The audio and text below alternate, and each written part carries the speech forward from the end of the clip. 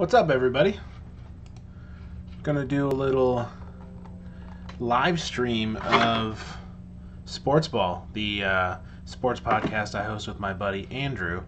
So I'm just going to, real quick, drop the link to this to my Facebook and my Twitter.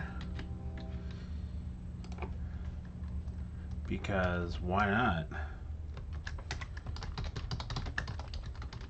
More fun that way, right?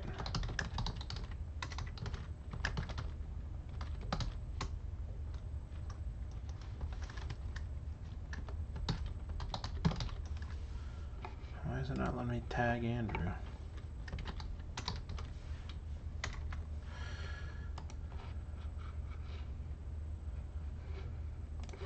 Boom.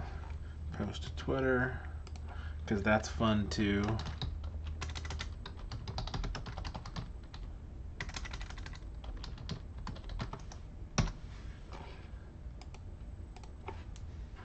Alright, so that's done. So Sportsball is a sports podcast that I do with my buddy Andrew. Like I said, this is going to be episode 7. We're going to talk about the NFL draft. We're going to talk about Lebron James, because holy crap. And, yeah, we're just going to do the dang thing. So, here we go.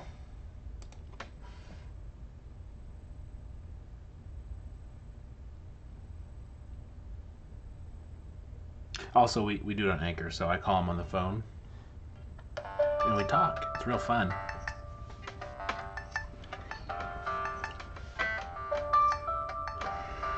Just waiting.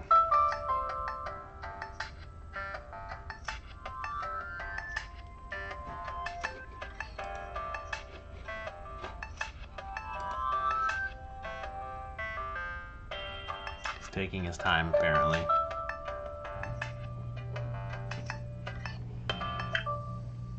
Hello, Cam. What's up, Andrew?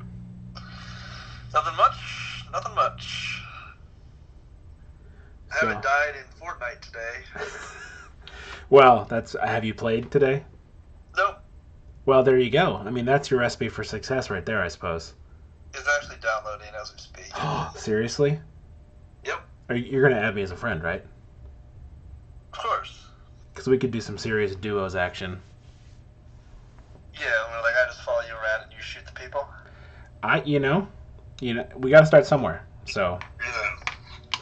Or, better yet, you can follow me around and watch how I die and then try not to do it that way. That's true.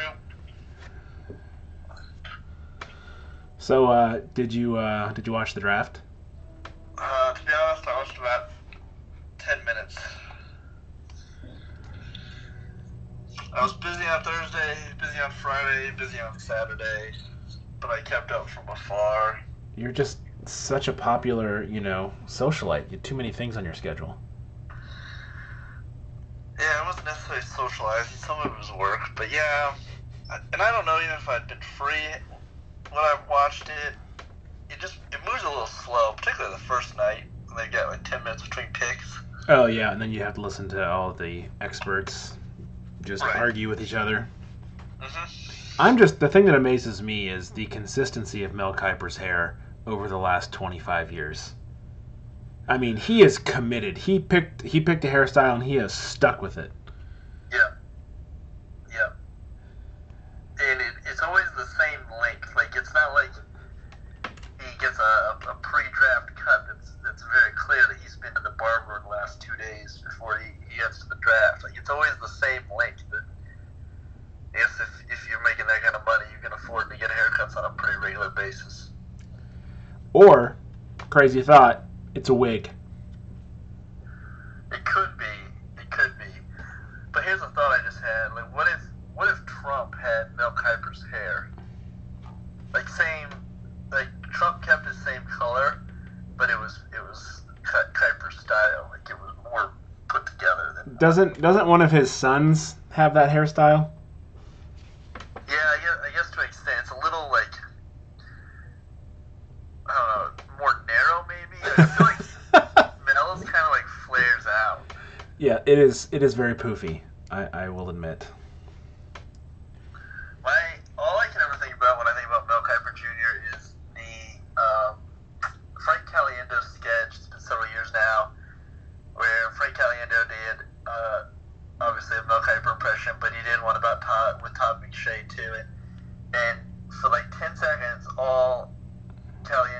Caliendo said for Kuiper was like top. Now that's all I can think about when I think about Mel Kiper Jr. That's fantastic. I'll have to find that on YouTube and try and put that in the show notes because that sounds magnificent. Yeah, it is really good. So, anyways, but yeah, the Browns took Baker Mayfield Jr. the third. Somebody was calling him that. I think it was Dan Patrick this week. Was calling him Baker Mayfield Jr. the third. I think it's Baker Mayfield. So that's why I just said he was Baker Mayfield Jr. because that's what I heard Dan Patrick call him. So we'll see if. Well, Adam Schefter called him Bacon Mayfield. So I mean, I just don't think anyone really knows what his actual name is. Right. I just want the Browns to win. I don't. I think it's kind of funny that they're always terrible. Plus, they're from Cleveland, so I mean. You're from Detroit. Yeah, but like when teams like that win, like imagine if over the next decade the Browns and the Patriots switched places. No, I cannot imagine that. But yeah, we'll see what Baker does in I was shocked that he went number 1 overall. Yeah, like part of me, this is another topic for another day, but part of me, I think maybe I've discussed it before. I don't understand how there can be so many mediocre and above average quarterbacks in the league and only a few that are really good. It just like blows my mind, like how one position can just have so much mediocrity in it, and teams can never figure out how to get the right quarterback in place. Well, I get what you're saying.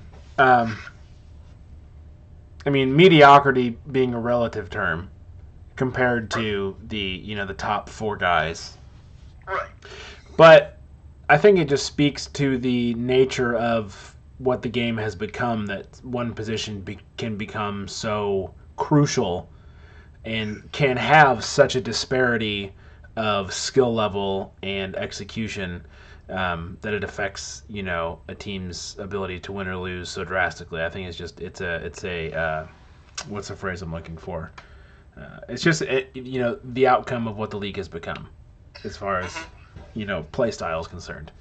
But that's going to change too. Like if you look at what the introduction of the run pass option in the NFL with the Eagles and the Rams, like that's changing how offenses play too. So it's going to be interesting to see. Yep. Any other like standout picks that shocked you? There was a few that. Well, I mean, Baker at 1 shocked me. That didn't make any sense to me. He's not the best quarterback in the draft. I like at number 3 Sam Darnold going to the Jets because he doesn't have to start right away, which I think is going to be really good for him. And if the Jets are smart, they will not let him start right away. They'll let him learn, which I think is only going to be good for him. I think Calvin Ridley from Alabama to Atlanta, now paired up with Julio Jones, the former standout Crimson Tide wide receiver, is going to be interesting to see them two on the same team. That's going to be a lot of fun. Obviously, one wide receiver doesn't put you back on the map, but anytime you can get some attention away from Julio Jones is only going to do that team better in the run game and in the pass game. So I like that a lot. I think Sony Michel to New England is a really interesting pick. He was obviously paired up with Nick Chubb at Georgia. They were like the double-headed dragon of their backfield, and I think a guy like Michel can excel in a place like New England where the pressure is not on him to get 4 or 5 yards of carry, but he can be in there and he can be a playmaker for them. He can, come out of the backfield, come out of the slot. He can be the third down back if he needs to be. It's been a while since they've had a first round type running back. You think back to the old days where they had like Deion Lewis, I think was his name. No, hold on. Corey Dillon. Wow. Way off. But that was like the end of his career, So it'll just be interesting to see what an athletic young back can complement who they already have. Absolutely. Lamar Jackson to Baltimore intrigues me just because he's like the polar opposite of Joe Flacco. Yes, absolutely. I mean, you couldn't have two more contrasting guys sitting in the quarterback room together. So that's pretty interesting. But again, I think just like the Darnold situation, it's good because he does not have to play right away. They can use him in spots if they want to, but he does not have to play for the next 3 years. Because Joe Flacco's there. And I know he's Mr. Excitement and Mr. Personality, but he's at least, fairly steady when he's actually, being good. But like it's a good team for him to go to. It's solid. The coach is, as far as I know, John Harbaugh is the longest tenured. Did we lose you? Say that one more time. You cut out as you were saying it's a solid team there that he's headed to. Yeah, I think John Harbaugh is the longest tenured coach in the NFL right now. I think he's been there 10 years. This is his 11th season coming up, I think. With one team? Yeah, with one team. Yeah, so otherwise you'd have Andy Reid in there. Yeah, I'm saying longest with one team, longest streak with one team. So there's an established culture. They're a few years out of a Super Bowl. They're not in a terribly tough division. So I just think it's a good situation. If he's going to succeed, that might be one of the teams that he could do it with. But again, it's going to be years, I think, before we see him starting, which I think is good for him. Get him used to, playing NFL defenses, which are going to be a lot different than anything he saw in college, especially in the conference he was in. The ACC. Isn't Louisville in the American? The AAC? No, they upgraded. Okay, but not his whole career, right? That was in the last season or two? No, it's been... it's been a couple years? His whole career. Oh, alright. Never mind. Not to correct you. Well, you did, and I'm just going to cry myself to sleep later, so don't worry about it. It's fine. I figured.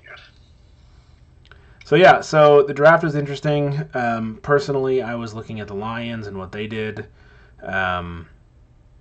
They tried to bolster the offense early and then the defense later on, so we'll see. They drafted Kerryon Johnson in the second round, who was the SEC Offensive Player of the Year last season. He's the running back from Auburn. He had 160-plus yards against Georgia and 125 against Alabama, if that says anything. And he's a dual threat. He can run and he can catch. He's 6 foot tall, so he's not a little guy like some of our other early picks, like Javid Best, who just was a concussion machine, and some of the other guys that we had that got hurt. So we'll see. And here in Kansas City, no first round pick for the Chefs. So Pat Mahomes mania continues because there's nobody that could gather more hype than he is right now. So he remains alone at the top of the hype machine. Well, until Chad Henne comes and steals his job. That's right. I forgot that he. Have you sent him your cookies yet? No, but I am wearing my Michigan hat right now. So shout out to Big Chad. There you go.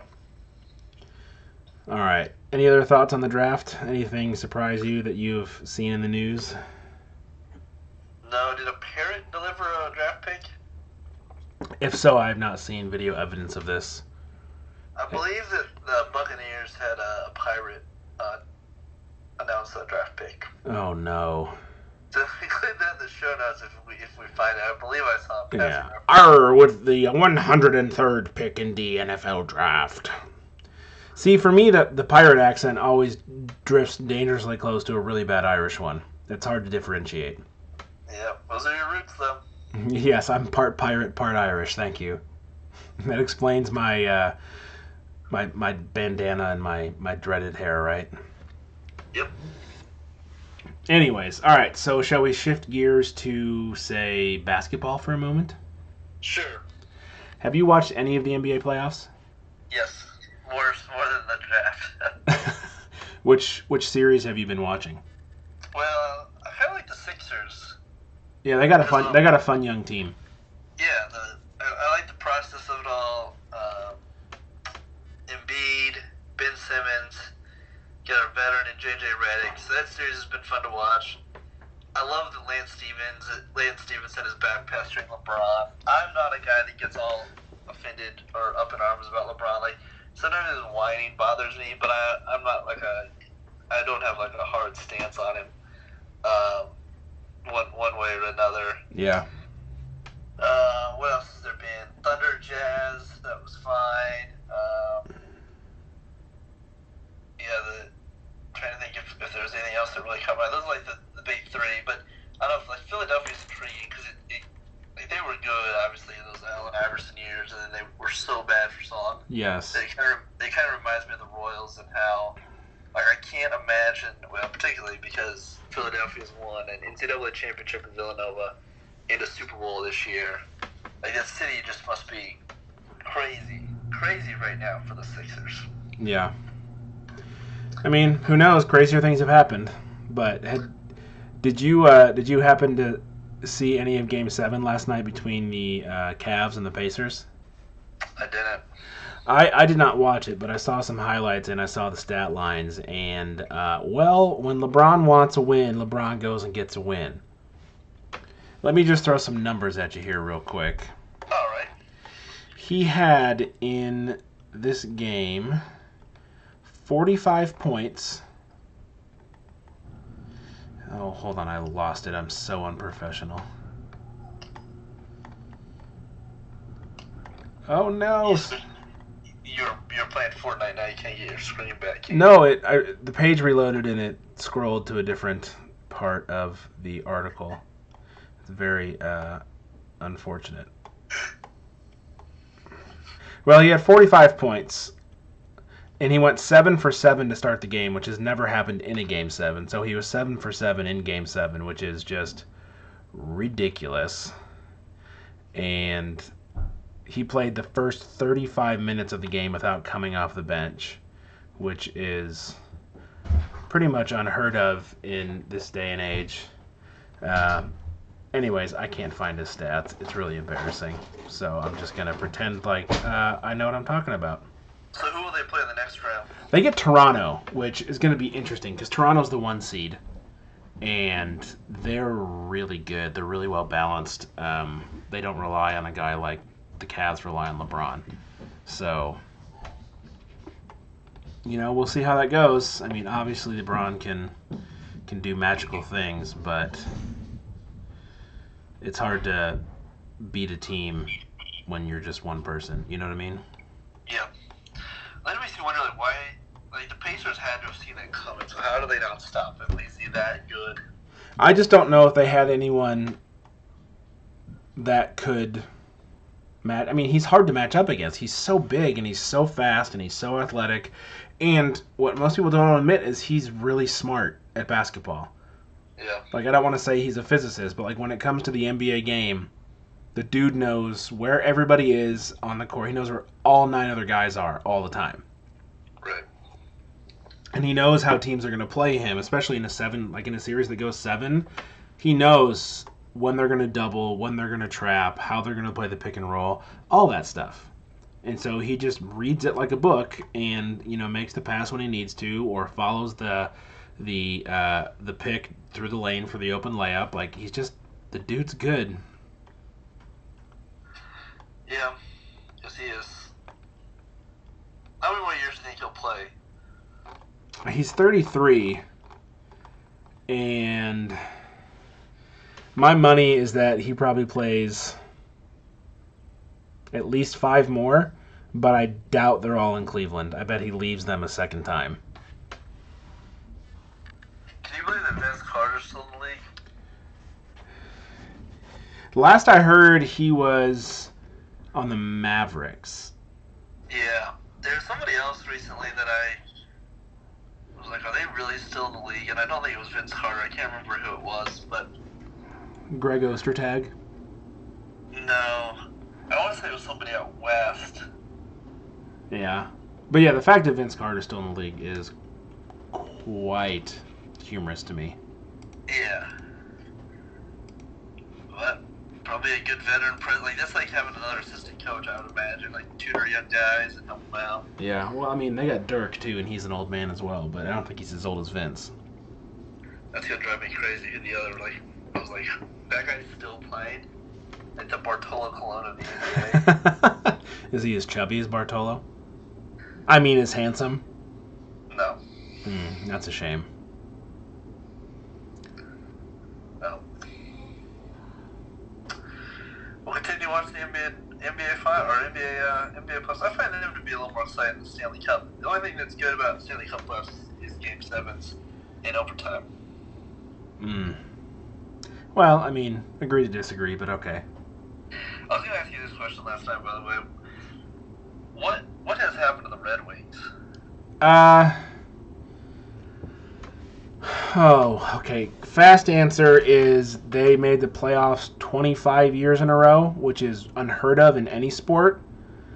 And they were, in the last 5 years of that 25-year run, relying a very, very, very large amount on older players without necessarily replenishing the roster with younger players that could succeed, whatever, follow those players. So when they all retired, they had no one to replace them with at the same level. Detroit has always been a team that has built itself through the draft and has selectively picked off top free agents to fill in massive holes, and they've just not been able to do either of those consistently the last 6 years. So you combine that with Mike Babcock leaving for the Red Wings, us getting a first-time coach who's a good guy, and I think will wind up being a good coach, but just not a great situation. A lot of young players that aren't as good as Henrik Zetterberg or Pavel Datsyuk or any of the other, Nicholas Lindstrom, any of those guys. And then Stevie Y, the captain. But then you got a bunch of older guys too that just, they're good, but they're not perennial all-stars. You know what I mean? So it's just, it's one of those things, like, it had to happen eventually. You don't make the playoffs for 25 years and then not go through a bit of a dry spell. Like, things even out. So they're not terrible, they just aren't great. So it's a bit, especially for me, I'm 31, I don't ever remember the Red Wings not being good. Right. Not being in contention for at least the conference, if not, the Stanley Cup every couple of years. So it's a dry spell, but we'll see. It helps that the Blackhawks suck again. That makes me happy. True. Because they were really good for a while, and it really upset me. So that's what's up with the Red Wings, in my professional opinion. I appreciate the follow up. Indeed. So, what's this about the World Cup in the show notes? I don't understand it. It's English, but it doesn't make sense what it says. So with the U.S. out for the upcoming World Cup, which is embarrassing. Correct. Fox has gone to promoting the idea that they will be all in on Mexico. Like, Mexico is now like the home country for Fox coverage. Okay. So all obviously you probably don't watch many Royals games, but the ads run constantly. So I believe Mexico, like, their team nickname is El Tri. Yep. Yeah. So Fox is essentially, their tagline is, Fox Sports, your home for El Tri this summer. So it's just interesting. And they've also got another promo about how Mexico's never made it past the fifth match, and is this the year that they'll make it past the fifth match? And Fox is hoping so they can get the revenue money, or the revenue from the extra games. Yeah. But that's the only reason they're doing it, is the U.S. isn't in it, and so they're going to try to appeal to the Hispanic, population and say, okay, we've got you. We're gonna go all into Mexico, because we don't want to say this, but we don't really have another option, and we want to make money off the World Cup. So this is really our only spot. So please watch the games, and let's really hope that Mexico gets past Game 5, because wouldn't that be really good for our bottom dollar? Or bottom line? Have a radical idea. A radical idea. Okay. I think starting soon, because it'll take a little while to get the results.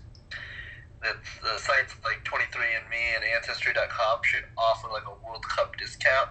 Since the U.S. isn't in, send your saliva in, and we'll tell you who to root for.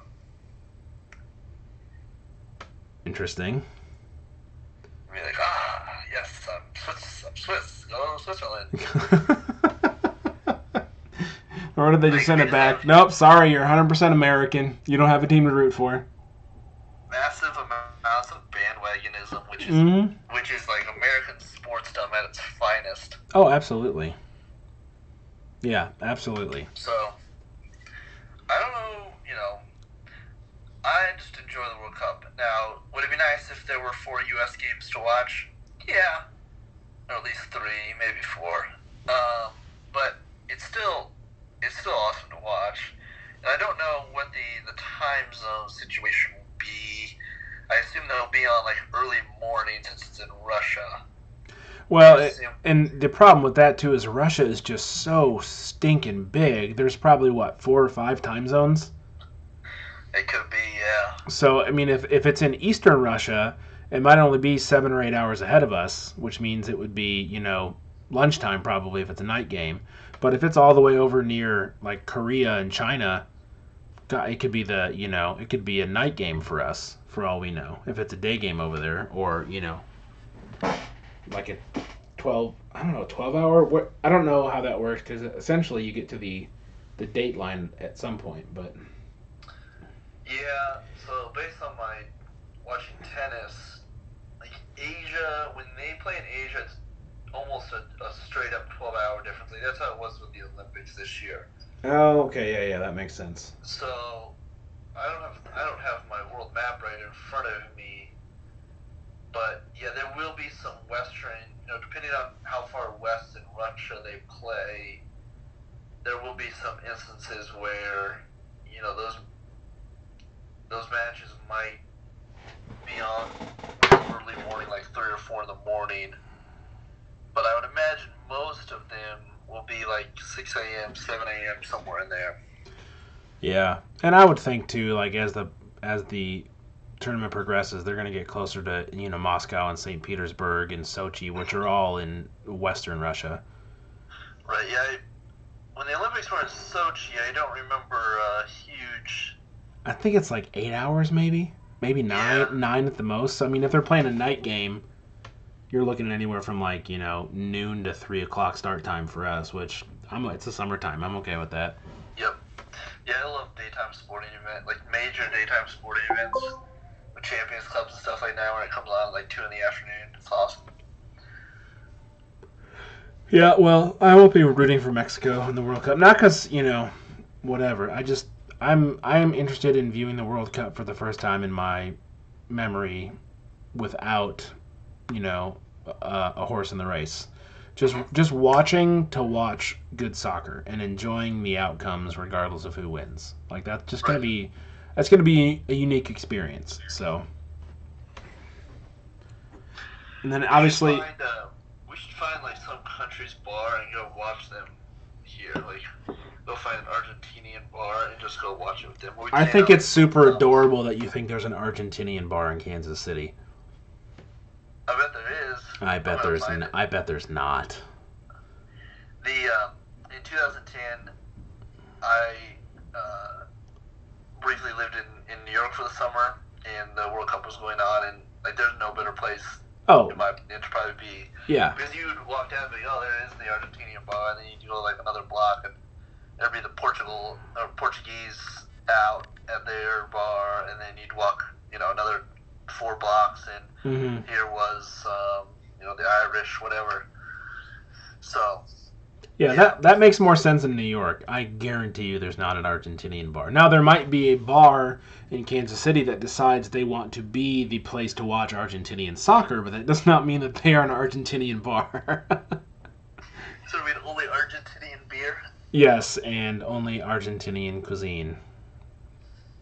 Whatever that is, I don't really know. I'm not that cultured. Not either. But I would be up for finding unique places to go watch games. That would be a ton of fun. I do wonder, like, Kansas City is such a good soccer town. Will the energy be there this summer, this time around with it, without the U.S. in it?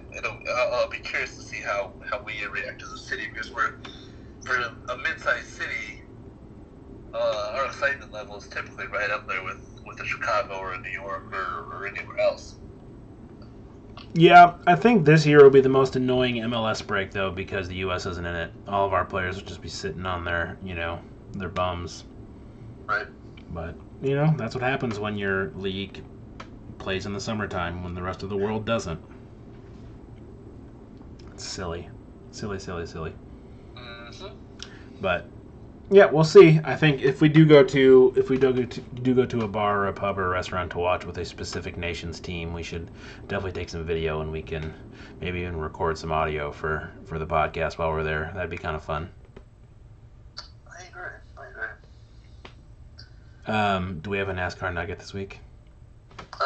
Talladega was today, and oh, that's right. Was Ricky Bobby in the race? no shake and bake. That's a Joey shame. Logano is your winner. We are now 2 weeks out from the Kansas race. It's yet to have a sponsor. Maybe it could be the Sportsball 400. Do you have millions of dollars to throw at that? I mean, it'd be awesome to have our name on there, but I mean, the race is 2 weeks out. At this point, it would be like they're getting on Craigslist and going, we need a sponsor. It all right, well then I'm down. I'll throw $100 in. I mean, I'll just email the track tomorrow and be like, hey, we have this kind of startup podcast. We've done 6 or 7 episodes.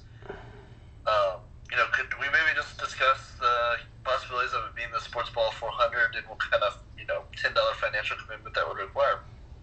And if they're stingy about that, then perhaps we can get, and I'm dead serious about this, access to interview drivers for the show. I would go to a NASCAR event if we got to interview drivers for the show.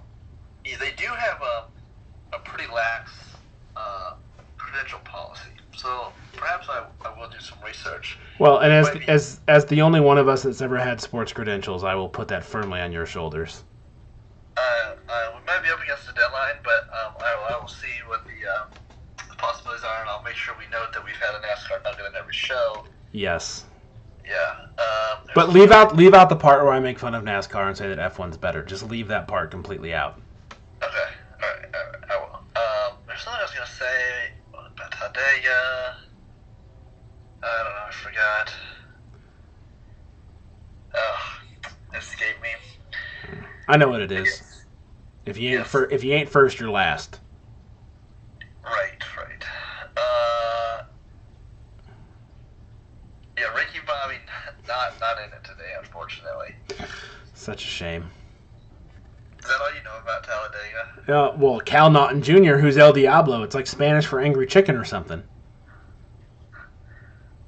Yeah, that's literally all I know about Talladega. And again, leave this part out when you work your magic with the soon-to-be Sportsball 500, people. Only 400. I'm okay with that. My value is not in the number of miles on my NASCAR race. The fact that we can call it the Sportsball 500 or 400, dang it. I know what it was going to be. So I think as part of the sponsorship deal, one of us would need to say the pre-race prayer. I'd leave that up to you. Okay. And then one of us would have to start the engine. So maybe I'd take that. Yeah, I think that's fair. I think it's only fair that the true NASCAR fan gets to say start your engines, and the one of us that has degrees and experience with the Bible ministry gets to lead the prayer. I think that's, that shakes out well for both of us. You just have to top the guy who a couple of years ago thanked God for his smoking hot wife. Well, I have a smoking hot wife, so I could easily do that. Right. Just keep that in mind as you prepare your blessing. Super. Oh my gosh, that's just the worst. Well, on that just truly terribly theological point, we shall. Wow, we went religious on a sports podcast. Who knew? That's what happens when you discuss the sport of the Bible Belt. This is true. Yes. Oh boy. All right. I really want to go to the NASCAR event now and interview drivers. That would be so much fun. I'll do some research and get back to you. All right. If we go, I'm going in character. I haven't decided what, but I'm gonna go in character because that's just more fun. All right. We'll see what we can do. Sweet. Well, until next time, I guess watch more sports. Royals on a 2-game winning streak. Tomorrow they'll make it 3. Like Lou Brown said, let's get some hustle in here. Let's jack it up a little bit. I like it. See ya. See ya. So that's an episode of Sportsball. The link should be down there, but if you go to anchor.fm/sportsball, one word, you can get the full episode, including the intro that I'm going to do here in a minute, and our banging theme song. And you can listen to the episode in much better quality because you'll be able to hear Andrew and me equally. And we do the show once a week, sometimes once every 2 weeks if we get busy, but we usually record Sunday or Monday evenings. And we talk sports. The cool thing is because it's on Anchor, if you have the Anchor app, which I suggest you get because it's totally free to use, and there's all sorts of awesome audio content, be it channels or podcasts that you can listen to. We can include music in the shows, but the coolest thing about using Anchor is that if you have the Anchor app and you follow our show on Anchor, you'll not only get alerted to when new episodes come out, but you can call in and leave us a voice message.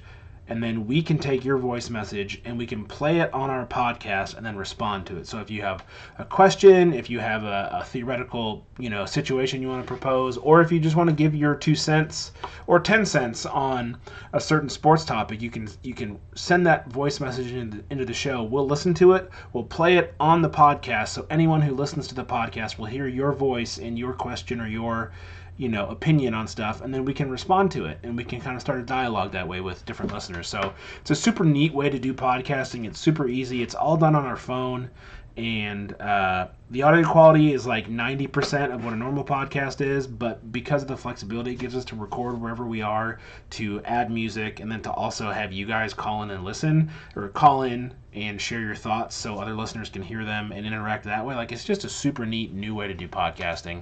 So we're trying it out. If you watched all this way in the live stream, like seriously 37, almost 38 minutes into it, like sweet, high five, way to go. And, maybe I'll do this again sometime.